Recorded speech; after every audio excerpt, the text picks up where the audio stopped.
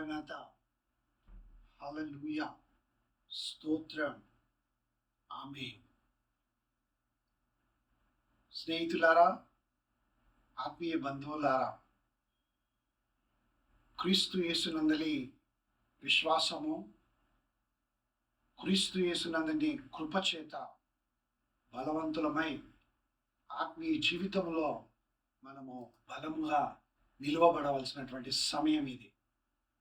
ప్రార్థనలో పట్టుదల కలిగి ఉండి యేసుక్రీస్తు ప్రభు ఏ విధంగానైతే రాబోయే దినములలో ఏం జరుగుతుందో అని తన శిష్యులను సిద్ధపరుస్తూ వచ్చాడో, ఈ యొక్క ప్రిపరేషన్ అనగా మనము క్రీస్తును ఎదుర్కొనడానికి, మనుష్య కుమారుడుగా మధ్యాకాశములో ఆయన కనబడ్డప్పుడు ఆయనను ఎదుర్కొనడానికి పరిశుద్ధాత్మ దేవుడు ఇప్పుడు నిన్ను నన్ను మనలను సిద్ధపరుస్తున్నాడు. జాగ్రత్త సుమే. ఆయన మాట్లాడినప్పుడు నీవు వినకపోయినా, పరిశుద్ధాత్మ దేవుడు మాట్లాడినప్పుడు నేను వినకపోయినా, లోపడకపోయినా భూమి మీద విడవబడతాం. ఈ రోజుల్లో కొంతమంది ఏమని బోధిస్తున్నారనంటే, సంఘము విడబడుతుంది, ఇక్కడ శ్రమ పడాల్సి వస్తుంది, ఆ తర్వాతనే ర్యాప్చర్ అని చెప్తూ ఉన్నారు. ఇది అబద్ధ బోధ. వాళ్ళ అబద్ధ ప్రవక్తలు. వారికి వాక్యం అంటే ఏమిటో తెలియదు. వారు బైబిలే చదివారు కదా, మరి వాక్యం ఎలా తెలుస్తుంది? కాబట్టి సంఘము ఎత్తబడుతుంది. సంఘము శ్రమల పాలు కానివ్వడు దేవుడు. ఆ తర్వాత ఉన్నటువంటి వాళ్ళు, ముఖ్యంగా ఇశ్రాయేలు దేశంలో ఉన్నటువంటి వాళ్ళు, ఎవరైతే యేసుక్రీస్తు ప్రభు యొక్క రక్తము వారి మీద, వారి పిల్లల మీద ఉండాలని వారి పిల్లలతో ఎదుట ఒప్పుకున్నారో, అడిగారో, ఆ తరము వారికి చెందినటువంటి వారందరూ కూడా వారు ఈ భూమి మీదే మరలా యేసుక్రీస్తు ప్రభువే మెస్సయా అని వారు అంగీకరించి క్రీస్తు కొరకు హత సాక్షులు అవుతారు. ప్రకటన గ్రంథం 7వ అధ్యాయము, ప్రకటన గ్రంథం 14వ అధ్యాయం చదివినట్లయితే ఈ సత్యమును మనం గ్రహించగలం. ఈ సమయంలో దేవుని యొక్క వాక్యం వినడానికి మనము మన హృదయాలను తెరిచి ఆయన వైపు చూద్దామా? పరమ తండ్రి,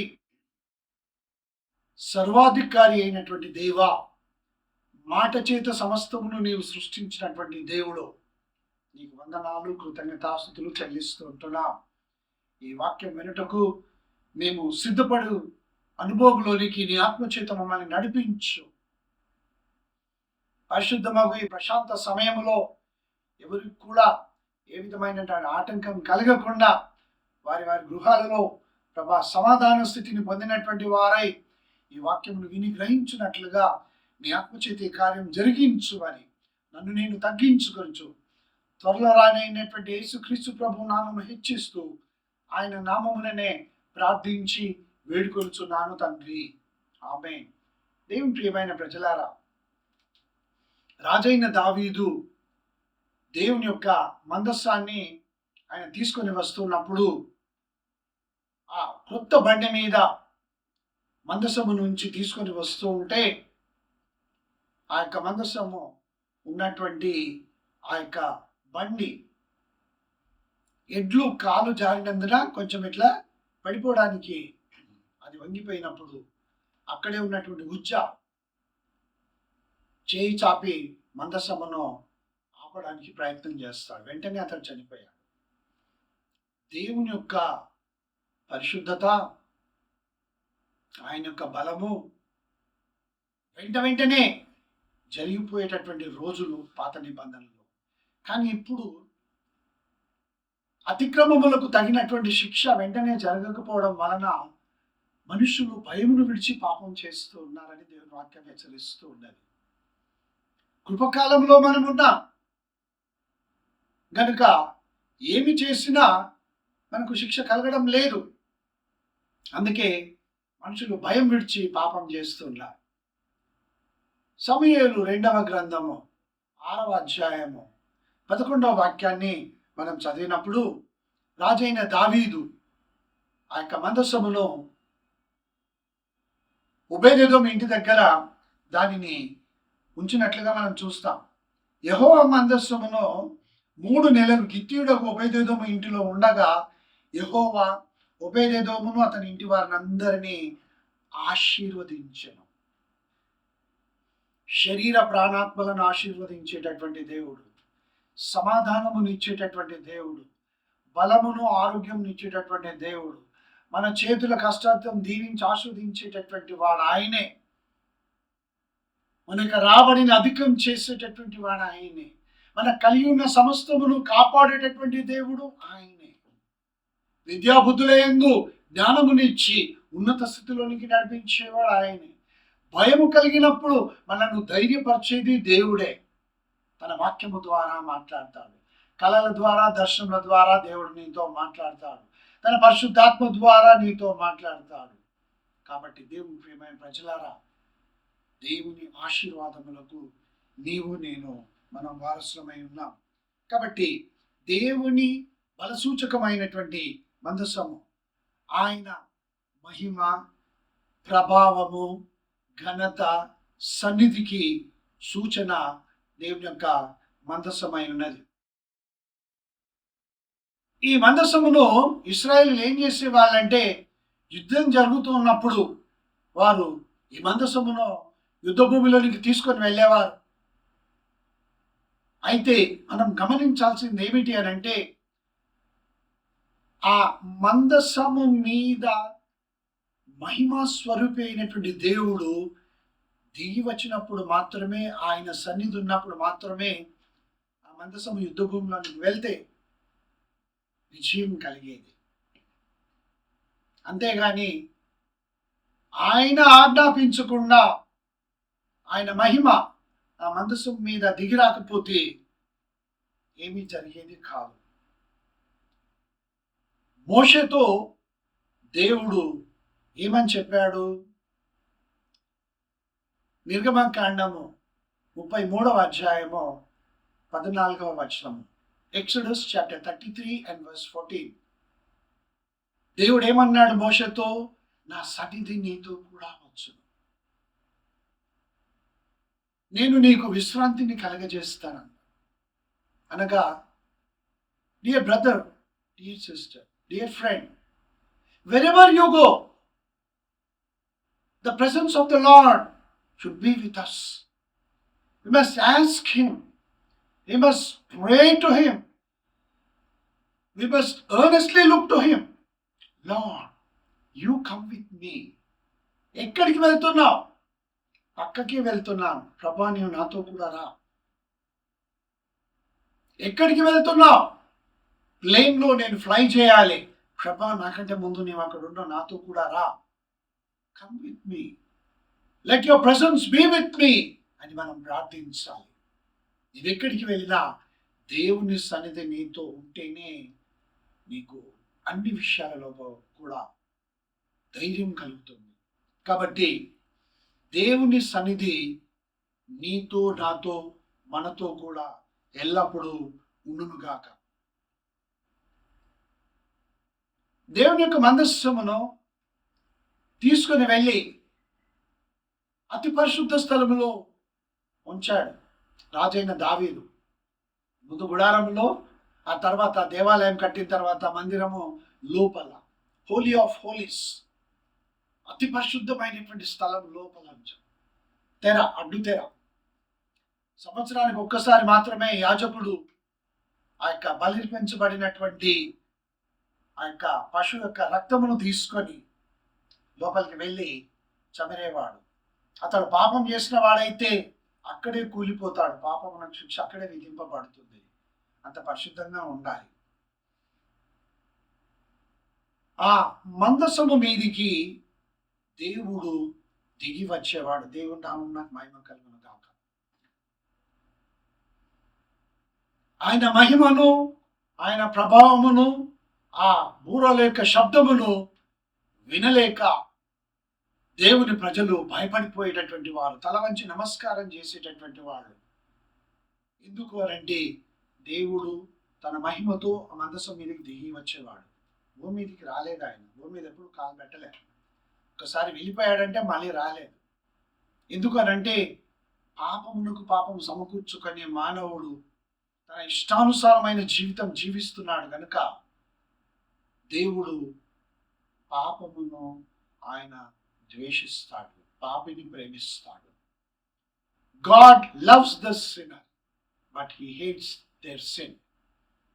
కనుక పాపమునకు ప్రాయశ్చిత్తం కలగడానికే తన కుమారుడైన యేసుక్రీస్తును ఈ లోకంలోనికి పంపించాడు.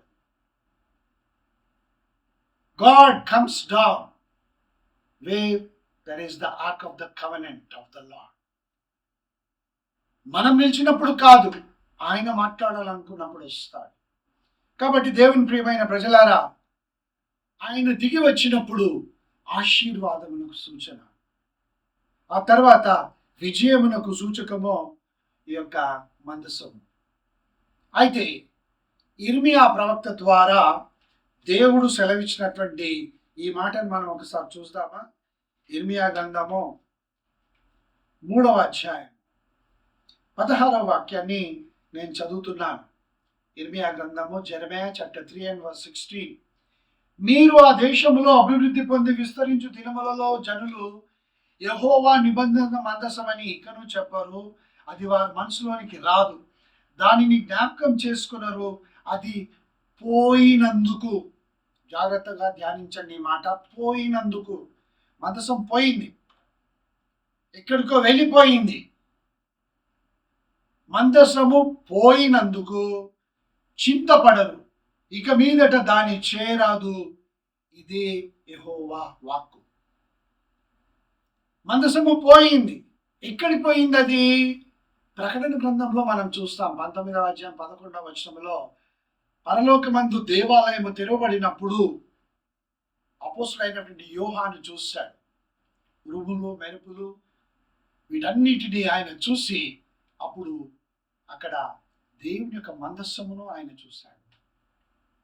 అనగా భూమి మీద ఉన్నప్పుడు మందస్సము దేవుని యొక్క మహిమకు సాదృశ్యంగా ఉండెను, ఆయన యొక్క బలమునకు, ఆయన ఘనతకు సూచనగా ఉండెను.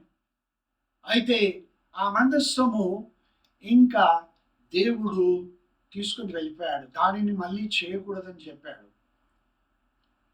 ఇర్మియా 3:16లో ఈ విధంగా వ్రాయబడి ఉంటే ఏమి చూస్తూ ఉన్నాము? యోహాను సువార్త 3వ అధ్యాయం 16వ వాక్యములో దేవుడు లోకమును ఎంతో ప్రేమించెను కాగా ఆయన తన అద్వితీయ కుమారునిగా పుట్టిన వాని యందు విశ్వాసం ఉంచు ప్రతివాడు నశింపక నిత్య జీవం పొందినట్లు ఆయనను అనుగ్రహించెను.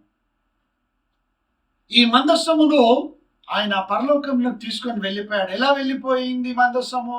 ఎలా తీసుకొని వెళ్తాడని నీవు ఒక డౌట్ నీకు రావచ్చు. ఎందుకంటే ఇలాంటివి చాలా వస్తూ ఉన్నాయి, వీటిని చాలా ట్రోలింగ్ చేస్తూ ఉన్నారు, నవ్వుతున్నారు, హేళన చేస్తూ ఉన్నారు. పర్వాలేదు, దేవుణ్ణే వారు తృణీకరించారు ఇశ్రాయేలు జనాంగం. ఇంకా మనమెంత? అయితే హనోకు పరలోకములకు ఎత్తబడలేదా? సజీవుడిగా ఉన్నప్పుడే ఆయన తీసుకొని వెళ్ళిపోయాడు కదా దేవుడు. అదేవిధంగా ప్రకటన గ్రంథంలో 2 విట్నెసెస్ వాళ్ళు వచ్చారు కదా, సాక్షులు, 2 సాక్షులు. ఆ 2 సాక్షులు చంపబడిన తర్వాత 3వ దినమున దేవుని ఆత్మ వారిలోనికి ప్రవేశించి వారిని మరలా పరలోకానికి తీసుకొని వెళ్ళిపోలేదా? ఏలియా ఆయన నడుస్తూ నడుస్తూ ఎలీషాతో పాటు ముందుకు సాగిపోతూ ఉంటే వెంటనే అగ్ని రథములు, గుర్రములు కనబడి ఏలియాను ఆ యొక్క సుడిగాలిలో తీసుకొని వెళ్ళిపోలేదా? అదే విధంగా దేవుడు కొన్ని వాటిని ఈ భూమి మీద ఆయన విడిచిపెట్టలేదు. ఆయన మహిమ ప్రభావములకు గుర్తుగా ఉన్నటువంటి వాటిని అపవిత్రపరుస్తారని ఇంకొక విషయాన్ని కూడా నేను మీకు ఇక్కడ జ్ఞాపకం చేస్తాను. పరిశుద్ధాత్మ దేవుడు ఇప్పుడే నాకు ఆ తలంపిస్తూ ఉన్నాడు. 3వ దేవాలయం కట్టబడుతుంది ఇశ్రాయేలు దేశములో, యెరూషలేములో 3వ దేవాలయము కట్టబడుతుంది. ఎక్కడ కట్టబడుతుంది? అది దేవుడు ఇచ్చినటువంటి స్థలములో అక్కడే కట్టబడుతుంది. అయితే దేవాలయము కట్టుట సులభమే, కానీ సొలొమోను రాజు దేవాలయమును కట్టించినప్పుడు, ముగించిన తర్వాత ప్రతిష్ఠిస్తున్నప్పుడు ప్రార్థించాడు కదా. ప్రార్థించినప్పుడు దేవుని యొక్క అగ్ని దిగి వచ్చి ఆ బలిపీఠం మీద అర్పించబడిన సమస్తమును దేవుడు అంగీకరించలేదా? ఆ మహిమ ప్రభావము ఇప్పుడు 3వ మందిరము కట్టించబడిన తర్వాత మనుషులు తీసుకొని వస్తారా, లేకపోతే దేవుడు పంపిస్తాడా? దేవుడు దిగి వస్తాడా? ఆలోచించండి.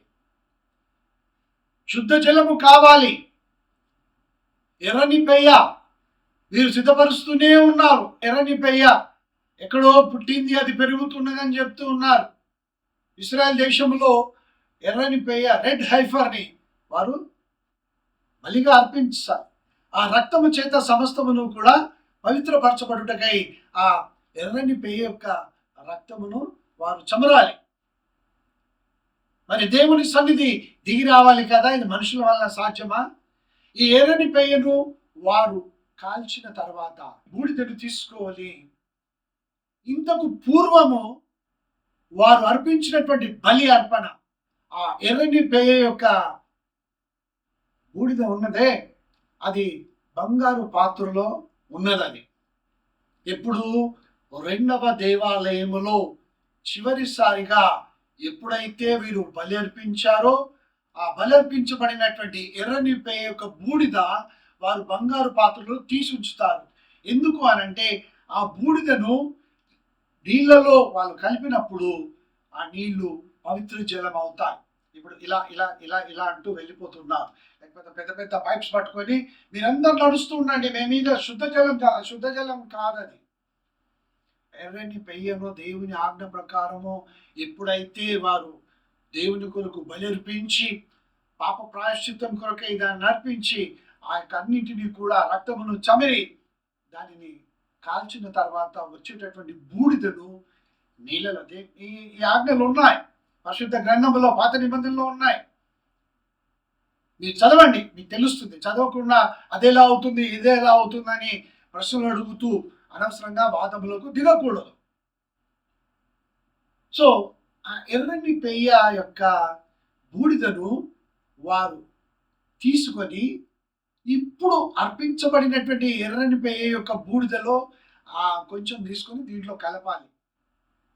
మరి ఇశ్రాయేల్ దేశంలో 3వ దేవాలయము కట్టబడిన తర్వాత, మందిరం కట్టబడిన తర్వాత అక్కడ వీరి ఎర్రని పెయ్యను వారు బలర్పించి దానిని కాల్చిన తర్వాత అందులో కలపడానికి ఇంతకుముందు ఉన్నటువంటి బూడిద ఎక్కడుంది?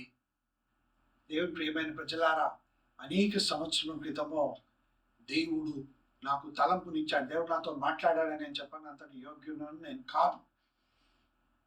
ఆయన అతి పరిశుద్ధుడై ఉన్నాడు. అతి పరిశుద్ధుడైనటువంటి దేవుడు నాకు ఇచ్చిన తలంపు ఏమిటనంటే, ఒక స్థలం లోపల ఈ బంగారు పాత్రలో ఉన్నటువంటి ఆ ఎర్రని పెయ్య యొక్క బూడిదను అప్పుడున్నటువంటి యాజకులలో కొంతమంది దానిని దాచి ఉంచారు. ఇప్పుడు ఎవరికి అది దొరకదు. కానీ దేవుని చిత్తానుసారంగా ఎప్పుడైతే ఈ యొక్క 3వ దేవాలయం కట్టబడుతుందో అప్పుడు ఆ సమయం లోపల అది దేవుడు వారికి కనపరుస్తాడు. దేవుని నామమునకు మహిమ కలుగును గాక. అప్పుడు ఆ బంగారు పాత్రలో ఉన్నటువంటి ఆ బూడిదను తీసుకొని రాబోయే దినములలో అర్పించబడినటువంటి పెయ్య యొక్క ఆ యొక్క కాల్చిన తర్వాత వచ్చినటువంటి బూడిదను ఈ రెండింటిని కలిపి శుద్ధ జలమును వారు తీసుకుంటారు. ఈ విధంగా జరుగుతుంది. సో ఈ మందసము పోయినందుకు బాధపడకూడదు. ఎందుకనంటే యేసు క్రీస్తు ప్రభువే ఆ మందసమునకు సూచన అయి ఉన్నాడు. మహిమ, ప్రభావము, కీర్తి, ఘనత ఇవన్నీ కూడా, విజయము, ఆశీర్వాదములు ఇవన్నీ కూడా క్రీస్తు యేసు వలననే కలుగుతాయి. ఆయన ఈ భూమిని విడిచి పరలోకానికి ఆరోహణమైపోయాడు. దేవుని నామమునకు మహిమ కలుగును గాక. వీటన్నిటినీ కూడా ఆయన శిష్యులకు తెలియపరిచాడు, నేను వెళ్ళిపోతూ ఉన్నాను, నేను వెళ్ళవలసినటువంటి సమయం వచ్చేసిందని శిష్యులకు ముందుగానే తెలియపరిచాడు. ఇప్పుడు మనకేం చెప్తున్నాడు? నేను రాబోతూ ఉన్నాను. వాళ్ళకేమో వెళ్తున్నానని చెప్పాడు, మనకేమో ఆయన రాబోతూ ఉన్నాడు. కాబట్టి మందసమునకు సూచన క్రీస్తు నూతన నిబంధనలో. ఎందుకు అనంటే హెబ్రీ పత్రిక 9వ అధ్యాయము 4వ వచనంలో మనము జాగ్రత్తగా ధ్యానించినప్పుడు హెబ్రీ గ్రంథకర్త ఏమని వ్రాస్తున్నాడంటే, ఆ మందసములో బంగారు పాత్రలో గల మన్నా, అనగా మన్నా గల బంగారు పాత్రయు, చికిరించిన అహరోను కర్రయు, ఆ తర్వాత 10 ఆజ్ఞలు గల రాతి పలకలు ఆ మందసములో ఉంచబడి ఉన్నావని చెప్తూ ఉన్నాడు. చదవండి మీరు హెబ్రీ పత్రిక 9వ అధ్యాయం 4వ వచనం నుండి. వీటన్నిటిని గురించి ఇప్పుడు నేను చెప్పవల్ల, ఎందుకనంటే దేవుడే ఆజ్ఞాపించాడు, ఈ మన్నా మీరు బంగారు పాత్రలో కొంచెం తీసి ఉంచండి.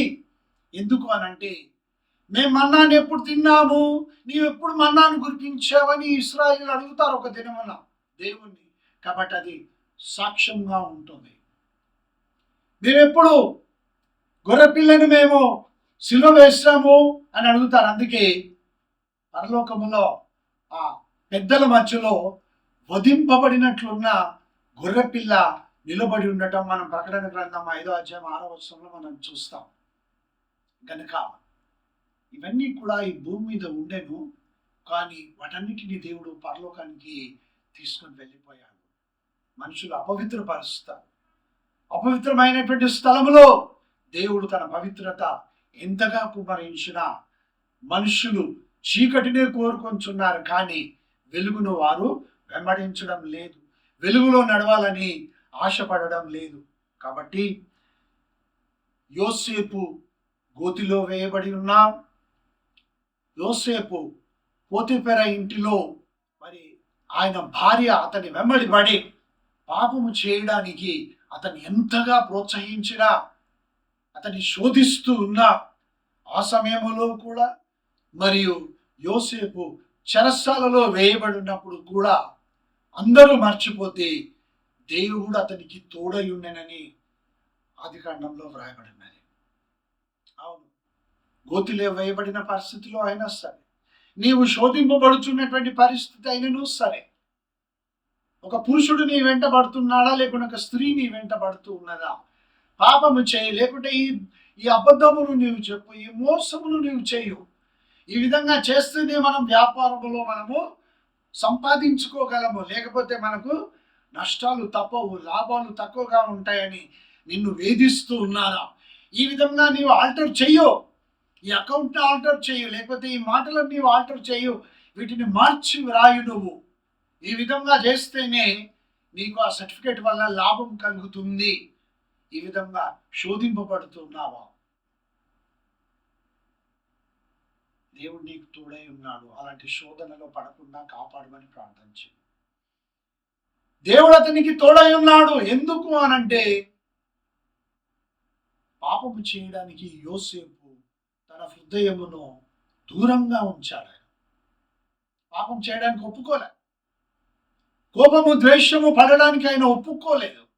కనుక ఏ గోతిలో వేయబడ్డా మౌనంగా ఉన్నాడు, శోధింపబడ్డా మౌనంగానే ఉన్నాడు. ఆ తర్వాత చెరసాలలో వేయబడిన ఆయన దేవుని వైపునకే చూశాడు. దేవుడు అతనికి తోడై ఉండనని వ్రాయబడి ఉన్నది. అవును, నీతో కూడా ఉన్నాడు దేవుడు, నాతో కూడా ఉన్నాడు దేవుడు, మనతో కూడా ఉన్నాడు. ఒకటి ఏమిటంటే మనం గ్రహించాం, దేవుడు మనతో కూడా ఉన్నాడని మనము గ్రహించాం. యేసుప్రభు ఏం చెప్పాడు? నిన్ను విడువను, నిన్ను ఎడబాయను, ఈ యుగ సమాప్తి పర్యంతము సదాకాలము నేను నీతో కూడా ఉన్నాను. అవును, ఆత్మస్వరూపైనటువంటి యేసు ఆయన వాక్యమైన నీలో ఉన్నాడు, నాలో ఉన్నాడు, అందరితో ఉన్నాడు. కాబట్టి రోమపత్రిక 8వ అధ్యాయము 31వ వాక్యాన్ని మనం చూస్తాం. రోమపత్రిక 8వ అధ్యాయం 31వ వాక్యాన్ని నేను చదువుతున్నాను. ఇట్లుండగా ఏమందుము, దేవుడు మన పక్షమున నుండగా మనకు విరోధి ఎవరు? దేవుడు మన పక్షంగా ఉన్నాడు. ఆయన సన్నిధి మనతో కూడా ఉన్నది. ఆయన మనతో ఉండి ఆయన మనల్ని నడిపిస్తూ ఉన్నాడు. మంచి పాటలు పాడతాం, దేవుడు నాతో ఉన్నాడు, నన్ను విడువని దేవుడు నడిపిస్తున్నాడు, నాకేం భయం లేదు. కానీ ఆయన వెంట నడుస్తూ ఉన్నామా? అనగా నీవు చెప్పింది నేను చేయను ప్రభా, నేను చెప్పింది నువ్వు చేయాలి. నేను ఏ విధంగానైతే ప్రార్థన చేస్తూ ఉన్నానో దాని ప్రకారం చేయి ప్రభా. దేవుడేమో ఇదిగో నేను నీకు ఆజ్ఞలను ఇచ్చాను, ఈ కట్టడలను నేను నీకు ఇచ్చాను, ఈ వాక్యాన్ని నేను మీకు ఇచ్చాను, దాని ప్రకారం చేయండి అని దేవుడు మనల్ని హెచ్చరిస్తూ ఉంటే, ఏ విధంగా నీవు చేస్తే నేను నిన్ను ఆశీర్వదిస్తానని దేవుడు మనలను ఆయన దీవించడానికి తన చేతులు చాపించితే మనమేమో లేదు ప్రభా, ఈ విధంగా నేను చేస్తాను, నీవు దానిని నీవు అంగీకరించు, ఆశీర్వదించు అని మనము దేవునినే సవాలు చేస్తూ ఉంటున్నాం. కాబట్టి దేవుని ప్రియమైనటువంటి ప్రజలారా, యోసేపుతో కూడా ఉన్న దేవుడు, అబ్రహాంతో కూడా నడిచినటువంటి దేవుడు, ఏలియాను పరమునకు సజీవంగానే తీసుకొని వెళ్ళిపోయినటువంటి దేవుడు, ఎలీషాను బహుబలంగా వాడుకున్నటువంటి దేవుడు, దావీదు రాజును క్షమించి అతనిని రాజ్యమును స్థిరపరిచి రాజ్యాధికారం ఇచ్చినటువంటి దేవుడు, సొలొమోను కంటే గొప్పవాడు యేసు ప్రభు, కానీ సొలొమోనును అతని కాలములో దీవించినటువంటి దేవుడు, యోనా పశ్చాత్తాపడినప్పుడు యోనాను చేర్చుకున్నటువంటి దేవుడు, పేతురు 3 సార్లు బొంకిన అతని మరల దగ్గర తీసుకొని